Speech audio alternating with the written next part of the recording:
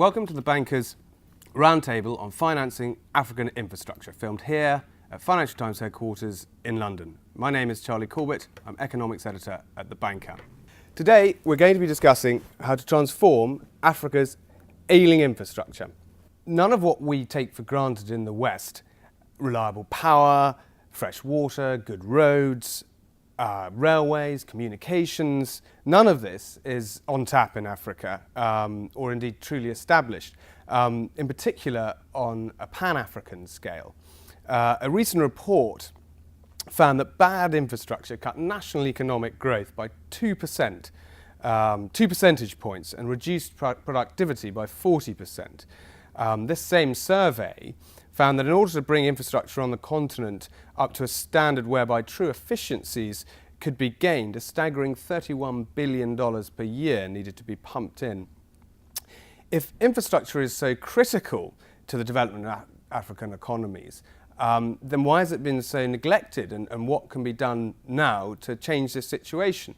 Well, here today we have 7 panellists who will try and answer these questions. What I'm going to ask them to do is to introduce themselves and tell us a little bit about their business. So from my left, Ade Adiola, I look after project finance for Africa, Standard Chartered Bank. Aloysius Sodu, I'm the Vice President for Operations at the African Development Bank based in Tunis. I'm Torbjörn Caesar with Actis, the investor in the emerging markets, and I'm looking after infrastructure, and we're focusing in Africa specifically on power.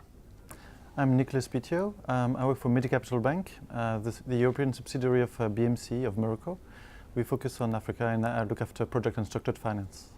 I'm Charlie Tryon, Managing Partner of Maris Capital, a small frontier market private equity fund focusing on some of Africa's least developed countries. My name is Thierry de Longmaille. I'm the CFO of the African Development Bank. I am Nick Rouse, Managing Director of Frontier Markets Fund Managers, a fund manager that manages the Emerging Africa Infrastructure Fund, which was established in 2002 as a debt fund. It's done 27 projects in Africa, lending in excess of $600 million. Right, I'm going to ask you each, just to start us off, each in turn, to tell us what you see as the biggest obstacles to building and funding infrastructure in Africa. So if you're a banker, I'd like you to answer that question. If you're on the private equity side, I'd like you to answer the question, what infrastructure critical to your business does not exist at the moment in your African markets, and what more can the bankers around the table do to help you? So let's start on my left with a banker, Mr. Adiola. What do you see as the biggest obstacles to funding and building infrastructure in Africa? Interestingly, I mean, despite the shortage in terms of supply-demand gap for infrastructure, the biggest obstacle really is affordability and having strong off-takers, because our analysis across the market indicates very clearly that there is a mismatch between the demand and the need for infrastructure and the ability of to get a strong off-taker to be able to support a viable financing of projects, essentially. Aloysius Sodu from the African Development Bank. I think 3 things are absolutely important. The first is money, money, money. Clearly, access to finance is by far the most important handicap to infrastructure in Africa.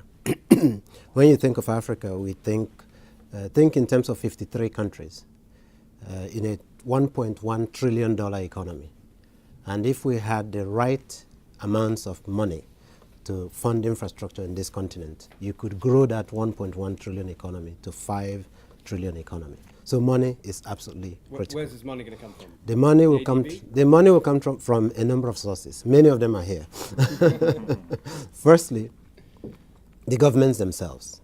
It's absolutely important that they are determined, they are focused, they are not spreading their plans across the entire waterfront. They are determining a couple of areas to focus on and attract funds. Secondly, of course, the private sector. By far, the biggest source of funding for Africa's infrastructure will be the private sector, local and foreign. And thirdly, the donor community. We have a role to play, both the regional banks such as the African Development Bank. We'll come back to the donor community, but moving on to Actis, that's more on the private side. What are your thoughts? Can the banks be doing more? I think that if you're looking at banks both from the public side and private side, we focus more look on the private side. What role can be done there as us as a private investor? And I think private capital can play a much larger role than they do today. But the challenge is, how do you get the credit-worthy off-taker? How do you make sure that actually you get paid and you get paid and you get paid? So I think that is a key to unlock private capital. I think there is a lot of private capital available, but you need a credit-worthy off-taker in a transparent system or setup. And then if you're looking at more long-term, you think about other things like you need cost-reflective tariffs. Most countries have subsidized tariffs, and that it's a non-sustainable solution, which means that you have non-credit-worthy off-takers. So, short-term, I think we can get private capital to come in to build more infrastructure, specifically power, with the power sector that I'm focusing on, through enhancing governments and local utility to be credit-worthy. Private capital will be there. Longer term, you need to have a deregulation, you need to make sure that you unbundle the sector and take away subsidies and you can have subsidies, targeted subsidies, but you have to make sure you have a transparent sector where you have cost-reflective tariffs so people actually pay what it costs to deliver the services, power being one of them. Nicholas, now Medibank Capital have got investments all across sub-Saharan Africa. That's right, yeah. What have you found? Some of the biggest challenges, infrastructure challenges. Well, I think to build up on what has been said until now, I think access to long-term financing is key. And as was already said, the private sector has a huge contribution to make. But with the credit crunch now, a lot of institutions, and now talking about commercial banks, have more difficulties to find refinancing on very long-term, maturities. We're talking about over 10 years, which really often the case in large infrastructure projects. So that'll be one of the obstacles. Another obstacle I heard, and I agree with that, is the legal framework, and in a lot of countries, the legislation is not up to scratch. And if we want to see more PPPs and this type of projects, the legal framework had to be strengthened in these countries. But a third obstacle I see actually is the human resources locally.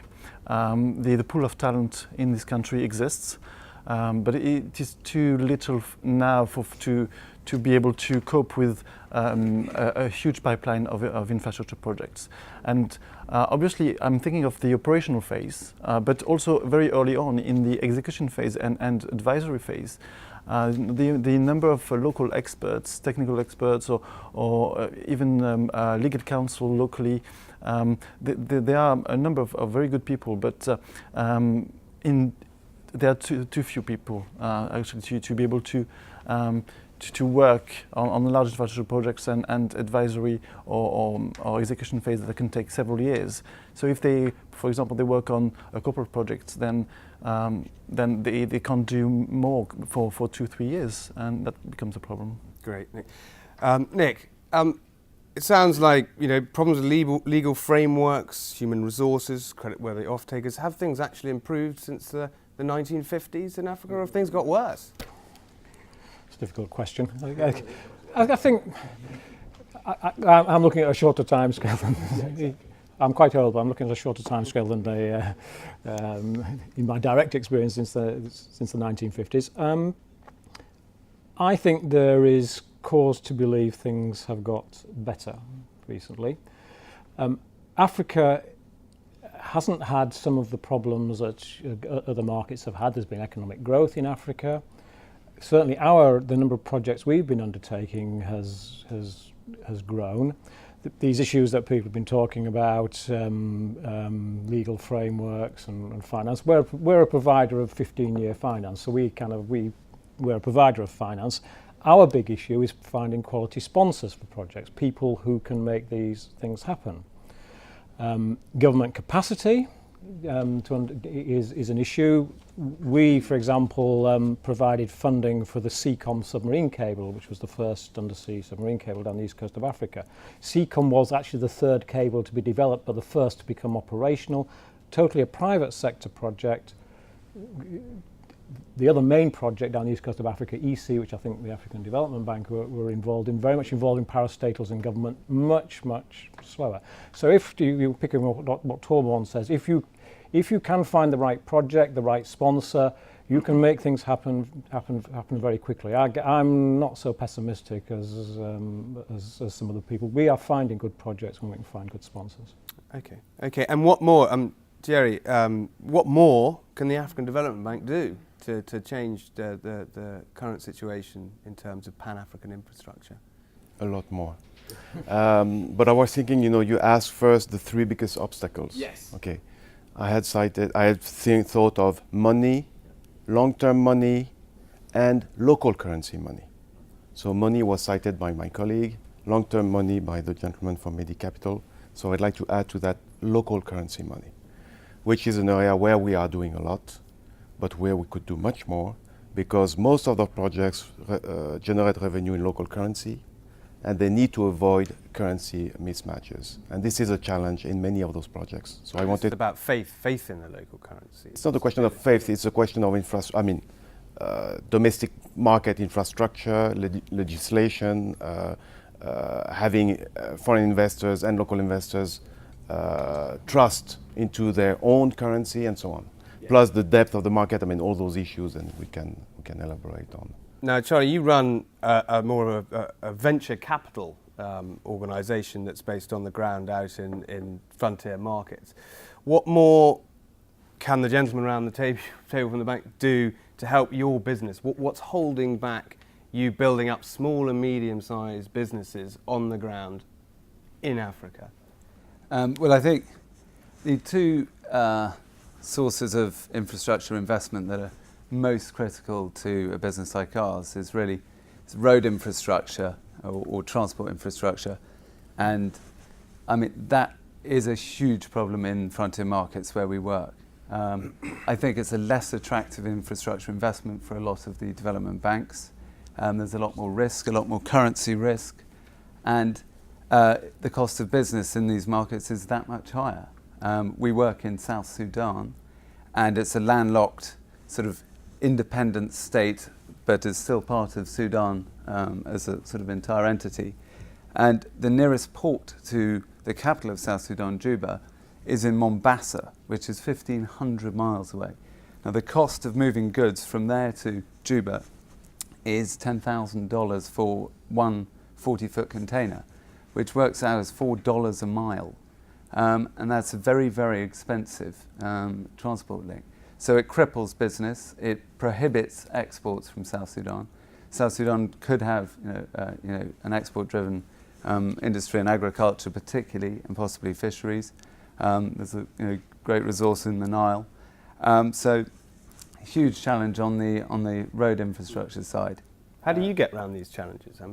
Well, you have to factor it into your business plan, and it's not easy. The road infrastructure is so bad that sometimes the roads break down completely, and you can have goods waiting for many months. So it can cripple a business.